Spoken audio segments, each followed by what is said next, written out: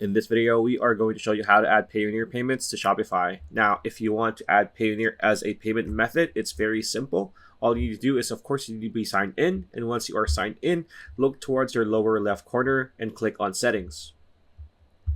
Now, once you are in your settings screen, you want to look at your main menu on the left-hand side and click on Payments. Once you are in the payment screen, it's very easy. All you need to do is under supporting payment methods, under this one, you want to click on add payment method, right? So we click add payment method like so. It's going to bring us to this page. So you have a search bar here and you have two options. You can either search by payment method or search by provider. We want to highlight and click search by provider. Afterwards, you want to click on the search bar and just type in Payoneer like so. It's going to be Payoneer checkout. So click on Payoneer checkout.